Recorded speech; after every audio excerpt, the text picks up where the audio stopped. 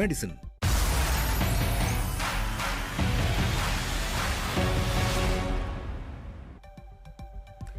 नमस्कार, आप देख रहे हैं हल्ला बोल। आपके साथ मैं हूं अंजना ओम कश्यप। कुछ ही लम्हों में बस बीजेपी जारी करेगी अपनी घोषणा पत्र।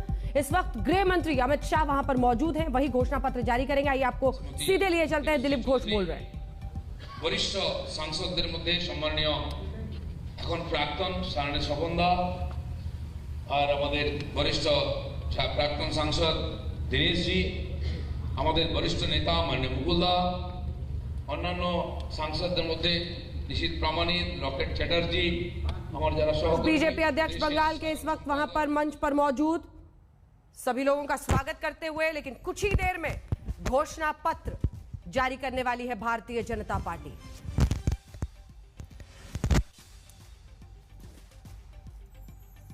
जिसे अब बीजेपी संकल्प पत्र कहती है, क्योंकि बीजेपी का यह कहना है कि घोषणा पत्र में सिर्फ घोषणाएं हो जाती हैं, हम संकल्प लेते हैं कि जो हम वादा कर रहे हैं उसे पूरा करेंगे। और वही अब से कुछ देर में जारी करते हुए आप देखेंगे गृह मंत्री अमित शाह को। 3 स्तर पर भारतीय जनता पार्टी और टीएमसी की यह लड़ाई है, जिसमें आज प्रधानमंत्री ने एक बार फिर से जमकर वार किया। उन्होंने कहा कि स्कीम से चलती है बीजेपी और स्कैम से चलने वाली पार्टी का नाम है टीएमसी। यानी स्लोगन वॉर, वो स्लोगन वॉर जो हम देख रहे हैं।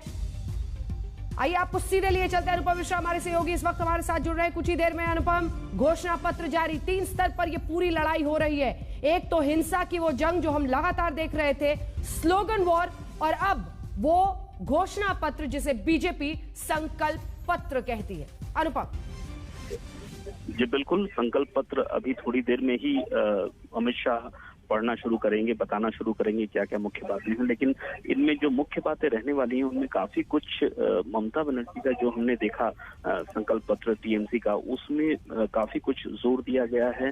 घर घर राशन और इसके अलावा जो न्यूनतम आय की घोषणा की गई थी, और उसमें एक खास बात थी कि ओबीसी के तहत कुछ जातियों को रखा गया था। तो यहाँ पर भी जो हमारे पास सूचना है कि कुछ जातियों को ओबीसी के तहत आरक्षण देने की बात आ सकती है। इसके अलावा बीजेपी के संकल्प पत्र में जो राजनीतिक हत्याएं हुई हैं उनके परिजनों को किसी तरह का मुआवजा या कुछ भी उनके लिए कोई योजना लाने की बात भी हो सकती है। साथ ही 1 करोड़ लोगों को अगले 5 साल में रोजगार देने की बात आ सकती है। किसानों के प्रति भी काफी कुछ इसमें दिया जा सकता है, जैसा कि सूचना आ रही है। इसके अलावा जंगल महल और उत्तर बंगाल, इन दोनों जगहों के लिए कुछ खास पैकेज हो सकते हैं, क्योंकि ये दोनों जगहें पिछले बार जब 2019 के चुनाव हुए थे तो बीजेपी को भारी सफलता इन दोनों जगहों से ही मिली थी। उत्तर बंगाल की लगभग सभी सीटें बीजेपी ने जीती थी, जंगल महल की लगभग सभी सीटें बीजेपी ने जीती थी। तो यहाँ पर जो समीकरण है उनके मुताबिक यहाँ पर कुछ खास पैकेज दिए जा सकते हैं। उत्तर बंगाल और जंगल महल दोनों ही जगहों पर पर्यटन की संभावनाएं काफी ज्यादा हैं, तो इस पर भी जोर दिया जा सकता है। अगले 5 सालों में छात्रों के लिए क्या क्या किया जाएगा, इस पर भी काफी कुछ आने वाला है। तो इन्हीं सब मुद्दों पर फिलहाल जो घोषणा पत्र आने वाला है केंद्रित रहने वाला है खासतौर पर। अंजना बिल्कुल, और अनुपम हम तस्वीरें वहीं की दिखा रहे हैं अपने दर्शकों को।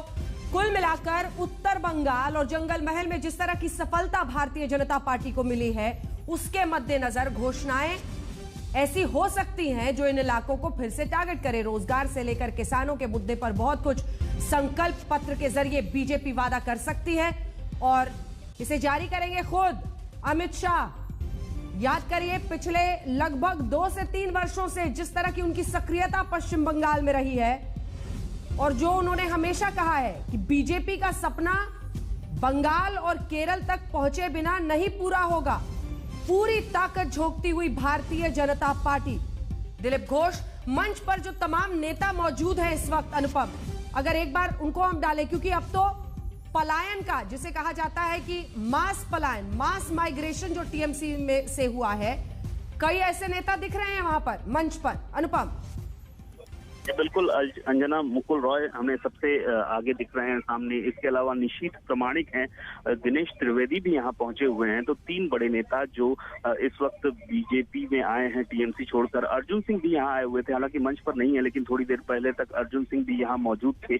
तो ये चार नेता जो बीजेपी में आए टीएमसी छोड़कर और बड़े कद्दावर नेता हैं, यहाँ पर मौजूद हैं। और सबसे बड़ी बात है कि इस घोषणा पत्र को लागू करने से पहले बीजेपी ने 294 जो विधानसभा क्षेत्र हैं वहां पर रथ दौड़ाया, और रथ में जो भी वहां के स्थानीय लोग हैं उनको मौका दिया गया कि वो इस रथ के जरिए अपने सुझाव उसमें दें। तो इन सारे सुझावों को लेकर ये घोषणा पत्र तैयार किया गया। सिर्फ यही नहीं, ऑनलाइन भी बीजेपी की ओर से मौका दिया गया था कि जो भी लोग हैं, आम जनता है वो बंगाल की, वो अपने सुझाव दे किस तरह का घोषणा पत्र होना चाहिए। तो इन सारी बातों को मिलाकर इसके साथ जो यहाँ पर मंच पर मौजूद लोग हैं, चाहे वो लॉकेट चटर्जी हो, मुकुल राय हो, इन सबसे परामर्श किया गया है।